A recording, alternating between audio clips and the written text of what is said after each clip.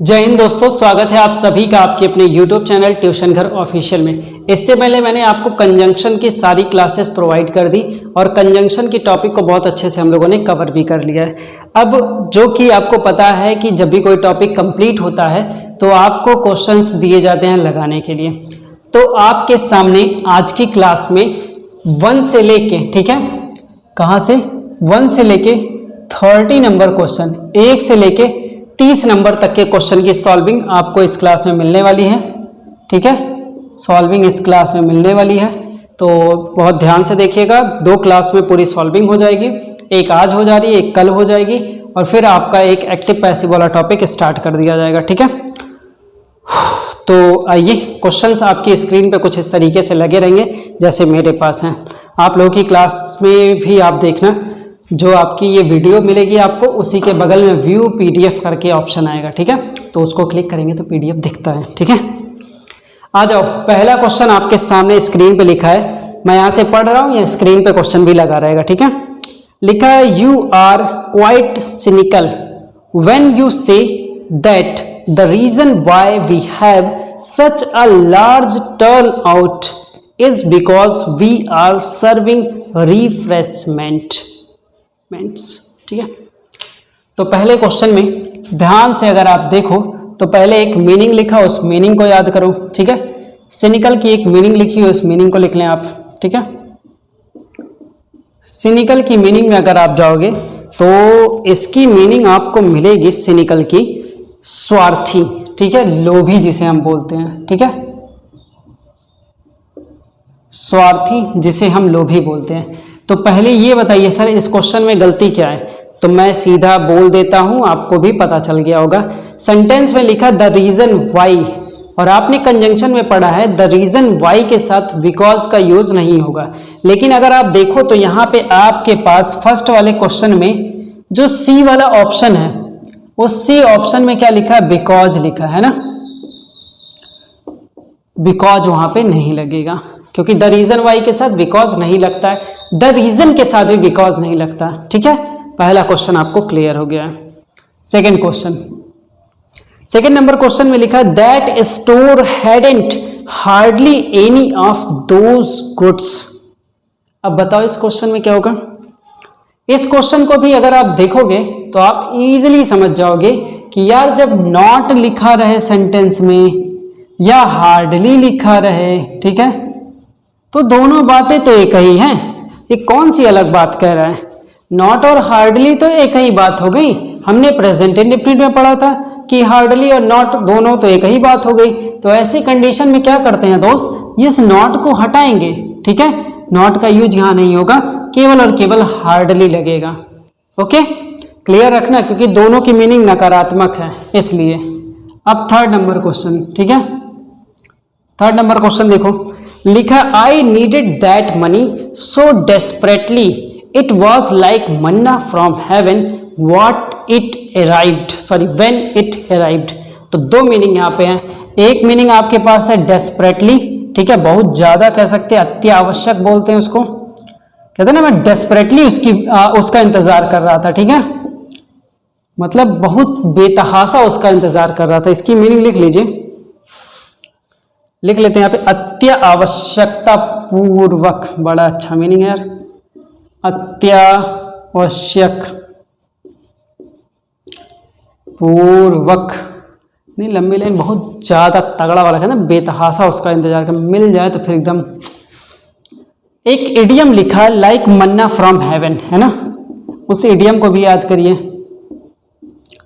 Manna from heaven. इस idiom का मतलब होता है अप्रत्याशित लाभ, मतलब बहुत ज्यादा बेनिफिट। हिंदी लिख देता हूं, अप्रत्याशित, अप्रत्याशित लाभ। ठीक है, मीनिंग जरूर लिखना, जितनी भी चीजें सॉल्व होंगी मीनिंग आप लिखते रहना।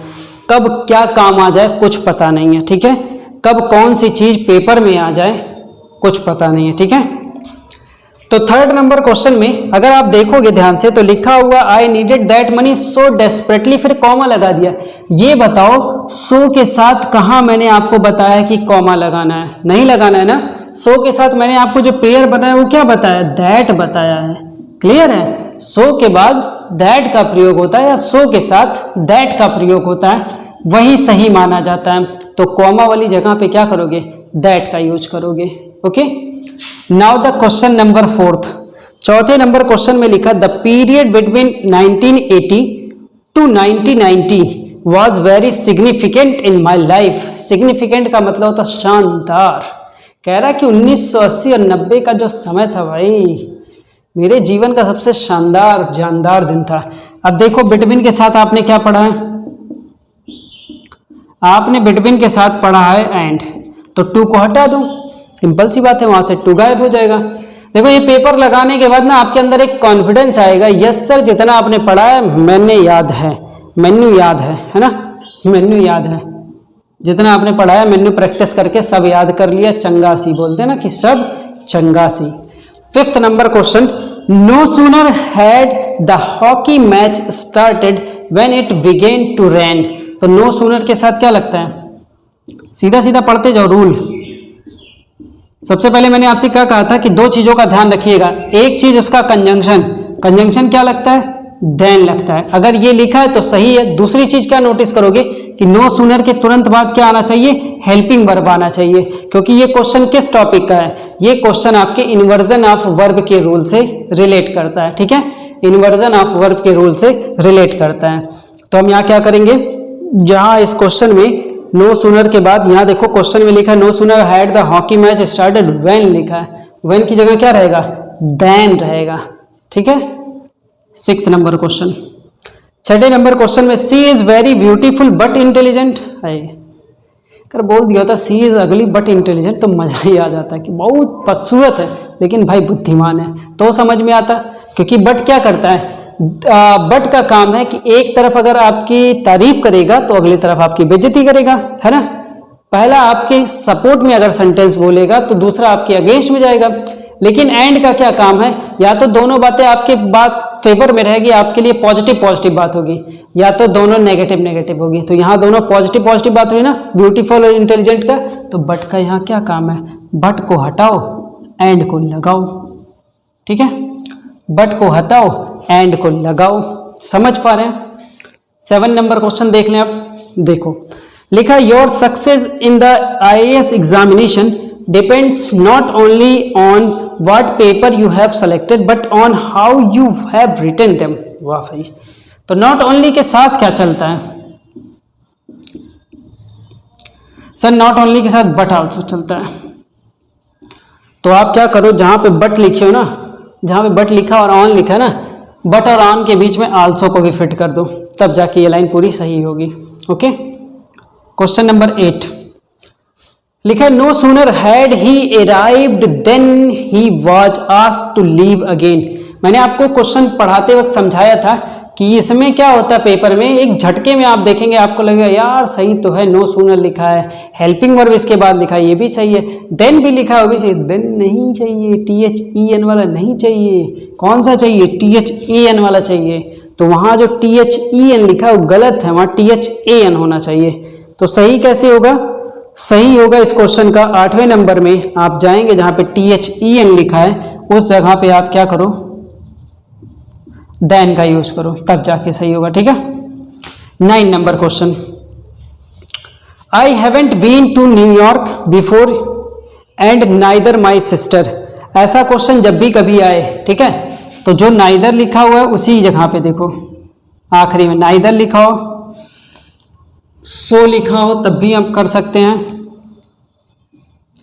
इन दो वर्ड को ध्यान रखो। ठीक है, नाइदर लिखा हो या सो लिखा हो ऐसी जगहों पे, ठीक है, या फिर नेवर लिखा हो आखिरी में, ये थोड़ा समझ लेना, इसको खाली स्टार बना के लिख भी लेना, काफी इंपॉर्टेंट भी है। ठीक है, 9 नंबर क्वेश्चन में आगे जो जाके सेंटेंस में लिखा हुआ है लिखा I haven't been to New York before, मैं पहले न्यूयॉर्क में नहीं रहा हूं, एंड नाइदर माई सिस्टर, उस नाइदर के साथ या फिर सो होता या नेवर होता उस पोजीशन पे, तो ऐसी कंडीशन में आप तुरंत हेल्पिंग वर्ब लेते हैं। ठीक है, और फिर ऑब्जेक्ट लिख देते हैं, और इसके आगे सेंटेंस बढ़ना भी नहीं चाहिए था।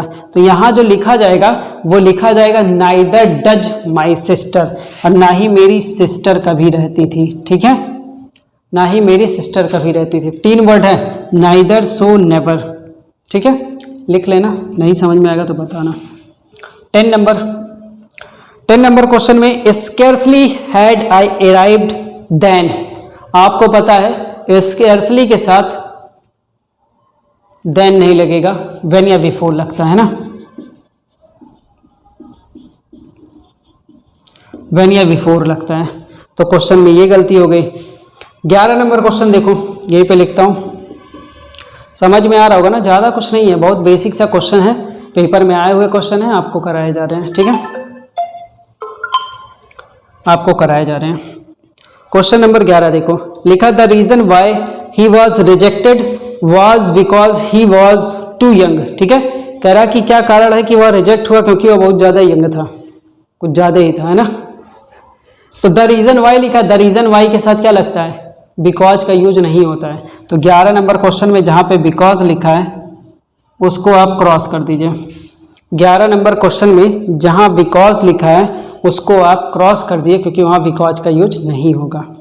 पढ़ा है ना, ये सब याद किया है, बहुत अच्छे से बताया भी गया है आपको।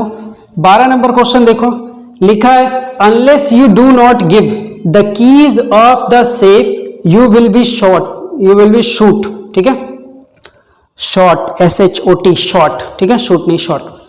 अब इसमें क्या करोगे, इस क्वेश्चन में अनलेस यू डू नॉट, तो अनलेस भी एक तो नेगेटिव फॉर्म है, उसी में आपने और भी नॉट घुसा दिया, तो ये तो पूरा गलत हो गया।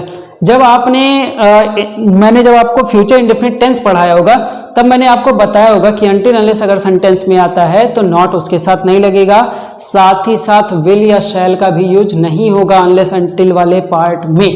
ठीक है, तो अब इसमें क्या करोगे, इस क्वेश्चन नंबर 12 में आप कहोगे सर यहां से डू नॉट को पूरा रिमूव कर देते हैं, डू नॉट को वहां से पूरा रिमूव करोगे तब जाके क्वेश्चन सही होगा। अब आ जाओ क्वेश्चन नंबर 13 पे। ठीक है, क्वेश्चन नंबर 13 लिखा है नन ऑफ द डिप्लोमेट्स। अब इसको मिटाता हूं फिर ले चलता हूं। ठीक है, पहले इतना मिटा लेते हैं। 12 नंबर क्वेश्चन तक हो ही गया। ठीक है,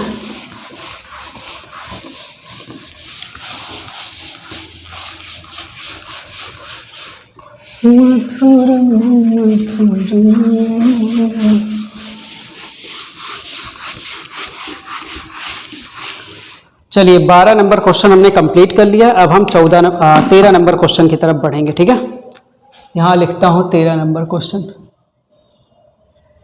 लिख ला होगा साथ में। 13 नंबर क्वेश्चन देखो, 13 नंबर क्वेश्चन में आपके लिखा हुआ none of the diplomats at the conference was able either to comprehend और सॉल्व द प्रॉब्लम। अब ओ आर और आइदर और ध्यान से समझना। ठीक है, यहाँ पे और। ठीक है, जब मैंने आपको ये पढ़ाया था ये टॉपिक तो मैंने आपको क्या समझाया था, मैंने कहा था कि और के बाद जैसा कुछ लिखा होगा आइदर से भी वैसा कुछ आपको जोड़ना पड़ेगा। यही हाल नाइदर नॉर और नॉट ओनली बट आल्सो के साथ भी बताया था, है ना, यही हाल उस चीज के साथ भी बताया था। तो और के बाद यहाँ क्या लिखा है, और के बाद यहाँ सॉल्व लिखा है ना, वर्ब की फर्स्ट फॉर्म लिखी हुई है ना, यस सर, वर्ब की फर्स्ट फॉर्म लिखी हुई है। तो हम लोग यहाँ पे क्या करेंगे, अब आइदर से भी हम वर्ब की फर्स्ट फॉर्म को जोड़ देंगे। तो यहाँ पे जो टू लिखा है थोड़ा पहले ले आओ, लाइन कुछ ऐसे कर दो, वाज एबल टू आइदर। ठीक है, आइदर के बाद कॉम्प्रीहेंड को जोड़ दो। ठीक है, कॉम्प्रीहेंड की मीनिंग क्या होती है, कॉम्प्रीहेंड की मीनिंग आप लिख लीजिए होता है समझना। ठीक है, कॉम्प्रीहेंड का मतलब होता है समझना। क्लियर रहेगा। क्वेश्चन नंबर आ जाइए 14 नंबर क्वेश्चन में देखो, लिखा 14 नंबर क्वेश्चन में I have found that he is neither willing और कैपेबल। और कैपेबल होगा नहीं, नाइदर के साथ क्या लगता है, नॉर लगता है। ठीक है, नाइदर के साथ क्या लगता है, नॉर लगता है। अब आ जाओ 15 नंबर क्वेश्चन पे, लिखा we are extremely pleased for excited as well to invite you to attend to the meeting. तो यहां देखो जो फॉर लिखा है, यहां फॉर में गलती मुझे लग रही है सेंटेंस में। अगर आप पढ़ोगे तो वी आर एक्सट्रीमली प्लीज्ड, हम लोग बहुत ज्यादा प्रसन्न थे और एक्साइटेड थे। और उत्साहित थे, तो फॉर एक्साइटेड होता ही नहीं है, ठीक है। आप बोलोगे एंड एक्साइटेड, और हम लोग क्या थे, एक्साइटेड थे, क्योंकि दो एडजेक्टिव को एक साथ जोड़ना है। हम लोग प्लीज्ड और एक्साइटेड थे, खुश और उत्साहित थे, ठीक है। ये लाइन बनेगी। क्वेश्चन नंबर 16 देखिए। 16 नंबर क्वेश्चन में, when her son got a job then she was very happy. जब उसके बेटे ने जॉब पाया तो वह बहुत ज्यादा खुश हुई। तो व्हेन के साथ कोई कंजंक्शन अभी तक बताया, कुछ बताया, इफ लगेगा, देन लगेगा, दैट लगेगा, कुछ बताया, कुछ नहीं बताया सर। इसका मतलब व्हेन के साथ कोई कंजंक्शन नहीं है, तो यहाँ जो THEN देन लिखा हुआ है वो गलत है, वो नहीं लिखा जाएगा, ठीक है। 17 नंबर क्वेश्चन। 17 नंबर क्वेश्चन में लिखा bread and butter is all we want, ठीक है। ऑल दैट कह रहा है कि ब्रेड एंड बटर जो है उसके साथ वर्ब की फॉर्म सिंगुलर भी लिखी है। अब जो भी गलती है वो गलती है ऑल वी वांट में, ठीक है। ऑल वी वांट में क्या गलती है, तब ऑल वी वांट में क्या गलती है, कह रहा है ब्रेड एंड बटर वो सब कुछ है जो हम चाहते हैं, सब कुछ है, ब्रेड एंड बटर सब कुछ है, bread and butter is all सब कुछ है, दैट वी वांट जो हम चाहते हैं, ठीक है। वहां क्या करोगे, दैट का यूज करोगे, तब जाके ये लाइन सही होगी, all that we want. 18 number question लिखा the cost of the new machines is likely to be so high as 10 times the existing ones, 10 times। अब इस क्वेश्चन को देखो और सोचो कि सो एज में आपको क्या क्या बताया गया था। मैंने आपको बताया था कि एज का जोड़ा चलेगा, सो एज का जोड़ा चलेगा।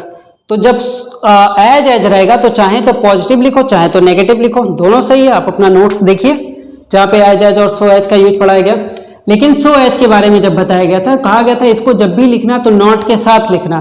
क्या इस सेंटेंस में नॉट लिखा हुआ है, machines is likely to be नहीं लिखा है ना, तो ऐसी कंडीशन में ये थोड़ा ना करने जाएंगे कि लाइकली इज लिखा है वहां नॉट लगा लो सही हो जाएगा। नहीं भाई, इज लिखा है नॉट क्यों लगाओगे, सो की जगह एज लगा लो, ठीक है।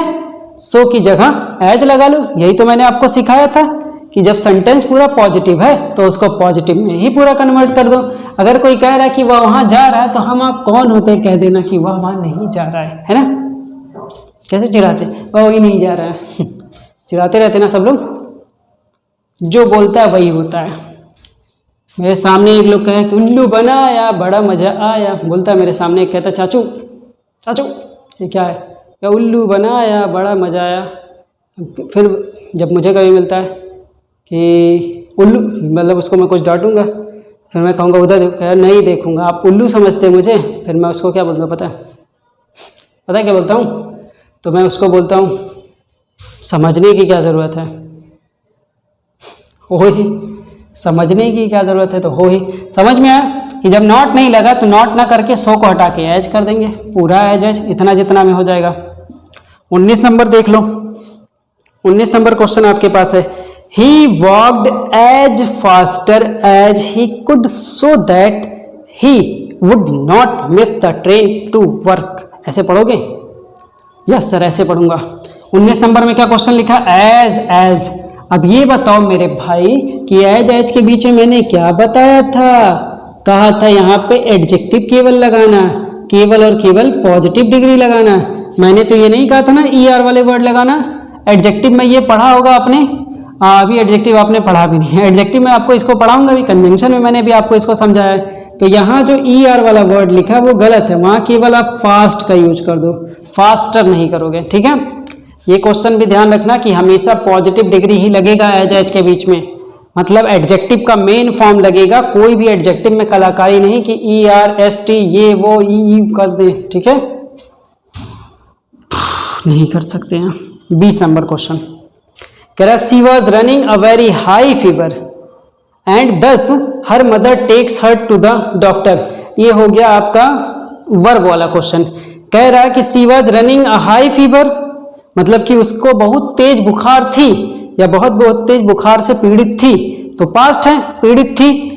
एंड दस और इस प्रकार क्या हुआ, हर मदर टेक्स की जगह तो सबसे पहले टुक, टेक्स की जगह सबसे पहले टुक, क्योंकि ये पास्ट को दिखाएगा, और एंड और दस एक साथ क्यों लगा रहे भाई, ये दोनों भी एक साथ नहीं लगेंगे, ठीक है, किसी एक को ही लगाओगे। क्वेश्चन में एरर समझ में आया? Very good. 21 number question, no sooner the teacher enter the class then the student stood up. Very good. तो इस क्वेश्चन में देखो नो सूनर लिखा है, पेयर बन गया इसका देन, ये तो सही है।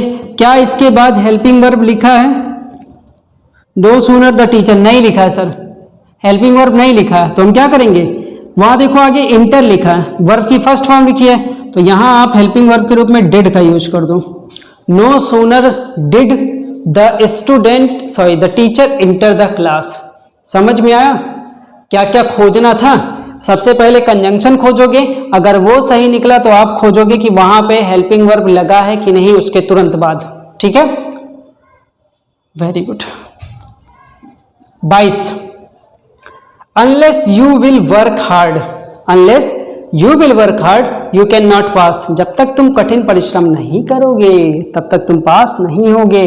मैंने अभी आपको पढ़ाया क्या, और फ्यूचर इंडेफिनिट में क्या पढ़ाया था कि अनटिल अनलेस के साथ कभी भी नॉट नहीं लगेगा और उसके साथ कभी भी कोई फ्यूचर का वर्ड भी नहीं आएगा।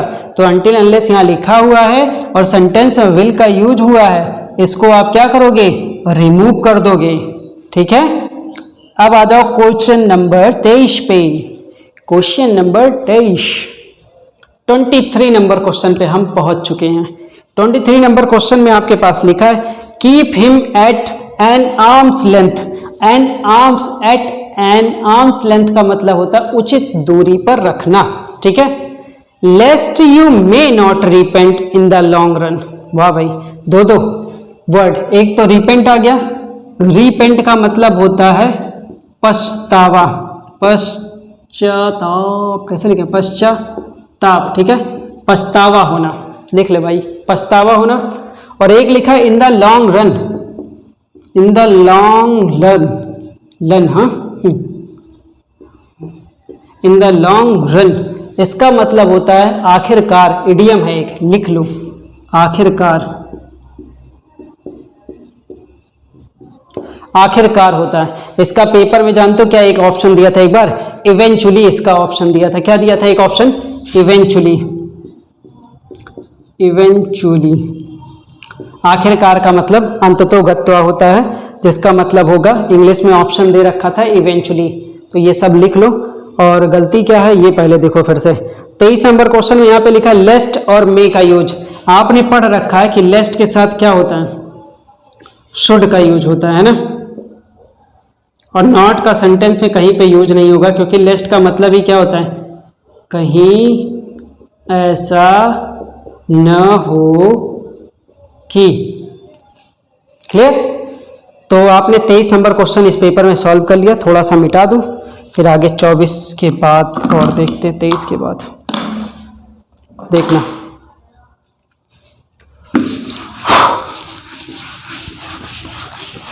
जो नोट्स को रिवाइज कर लेगा उसको ये क्वेश्चन समझ में आ जाएगा, जो नहीं करेगा भाई वो तो दिक्कत आ जाएगी। फिर पढ़ते रहना मन लगा के, जुनून होना चाहिए। एक वीडियो देखा था कि नहीं आपने, रनिंग करते हुए सब दोनों आ रहे थे, और जैसे ही एकदम जब जीतने की कगार पे पहुंचा तो एक तो दौड़ते हुए आया और दूसरा वाला वहीं से छलांग मार दिया। कहते हैं जुनून चाहिए, जीत तो हो ही जाएगी। तो क्वेश्चन नंबर कौन सा, क्वेश्चन नंबर 24।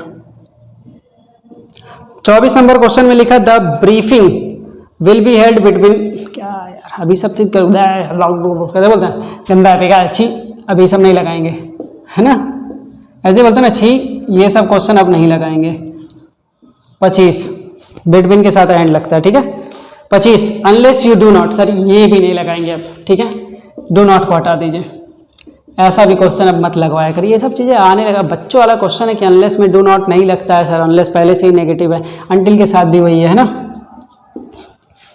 26 कह रहा कि how do you manage to speak to her with so great patience. तो सबसे पहले आपको मैं फिर बता दूं, सो जब भी लिखिएगा तो साथ में लिखिएगा, सो दैट के साथ।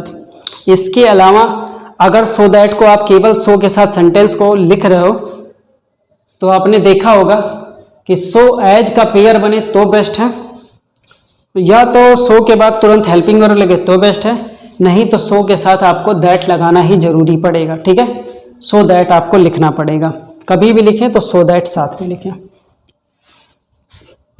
या फिर सो के साथ दैट का पेयर बनाएं। 27 लिखा no sooner she had realised by her blunder then she began to take corrective measures. ठीक है, तो यहां नो सूनर के साथ देन तो लिखा हुआ है, ठीक है, नो सूनर के साथ देन तो लगा है, क्या इसके बाद हेल्पिंग वर्ब लिखा हुआ है? नहीं लिखा हुआ है, तो नो सूनर के बाद सी हैड ना होके हैड सी होगा, तब जाके सही होगा, है ना, तब जाके ये क्वेश्चन सही होगा। 28 she was not so well versed in English that we had expected. कह रहा है कि वह इतना मतलब कि इंग्लिश में वर्स्ड नहीं था। वर्स का मतलब होता है निपुण होना, ठीक है, वर्स्ड का मतलब होता है निपुण होना, निपुण, ठीक है, स्किलफुल होना किसी में। तो कह रहा है कि वह इतना निपुण नहीं है इंग्लिश में जितना कि हमने एक्सपेक्ट किया था, उम्मीद किया था। अब आप दो चीजें कर सकते हो, ठीक है, या तो आप यहां कर दो सच, लेकिन सच तो लगेगा नहीं, तो आपने पढ़ा है, कह रहा है कि वह इतना निपुण नहीं है जितना हमने उम्मीद किया। और सो दैट का मतलब क्या होता है? सो दैट का मतलब आपको क्या बताया गया है कि वह इतना कमजोर है कि चल नहीं सकता, तो इतना और की के अर्थ में मीनिंग मिला है ना। सो दैट में कैसे मीनिंग पाए हो? सो दैट में आपने मीनिंग पाया है इतना और की के अर्थ में। और अगर हम इस यहाँ पे सो एज का रूल फॉलो करें, ठीक है, तो इतना जितना में मिलेगा, ठीक है, तो इतना जितना में मिलेगा। दोनों की हिंदी निकाल के देखो। क्वेश्चन नंबर 28 में कह रहा है कि वह इतना निपुण इंग्लिश में नहीं है जितना हमने उम्मीद किया। वह इतना निपुण नहीं है इंग्लिश में कि हमने उम्मीद किया, तो दैट वाले ऑप्शन में गलत। सो के साथ एज लगाओ, जहां दैट है वहां क्या करोगे? एज का यूज करोगे, तभी जाके सही होगा। 29 नंबर क्वेश्चन है mister Sinha my friend philosopher and guide not only stopped coming here but also going to any place which is related to his wife's life. ठीक है, तो बट आल्सो के बाद क्या लिखा है?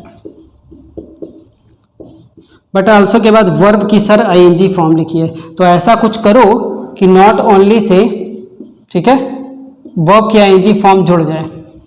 तो जोड़ते हैं, तो यहां लिखा हुआ है क्वेश्चन नंबर 29 में, तो यहां कर दीजिए आप mister Sinha my friend philosopher and guide stopped, ठीक है, स्टॉप्ड, फिर उसके बाद लिखो आप नॉट ओनली कमिंग, ठीक है, उसके बाद लिखो आप नॉट ओनली कमिंग, ठीक है। 30 नंबर आज की सॉल्विंग का लास्ट क्वेश्चन है। Neither the doctor nor the nurses were asleep when the injured was brought to the hospital। तो नाइदर के साथ जो नॉर लगता है वो तो सही लिखा है ना, नाइदर के साथ जो नॉर लगता है वो सही है। इसके बाद जो सब्जेक्ट रहता है उसी के अकॉर्डिंग जो यहाँ वर्ब होना चाहिए वो भी सही है, सिंटेक्स के रूल के अकॉर्डिंग, क्योंकि यहाँ पे नर्सेज लिखा है, वर्ब का यूज हुआ है, ठीक है, तो दोनों बातें वही हैं। ओके, तो हम लोगों ने आज की क्लास में 30 क्वेश्चन सॉल्व कर लिया है। उम्मीद करता हूं आपको ज़्यादा बेहतर तरीके से समझ में आए। जो क्वेश्चन आपको ना समझ में आया करें, एक बार अपने रूल को फिर से देख लिया करो और फिर मेरी सॉल्विंग को देखा करो, इसमें ऑप्शन देखा करो, आपको जरूर अच्छे से समझ में आ जाएगा। ठीक है, कल की क्लास में हम लोग 31 से 65 नंबर क्वेश्चन तक की सॉल्विंग करेंगे। अच्छे से पढ़ाई करिए, टेक केयर।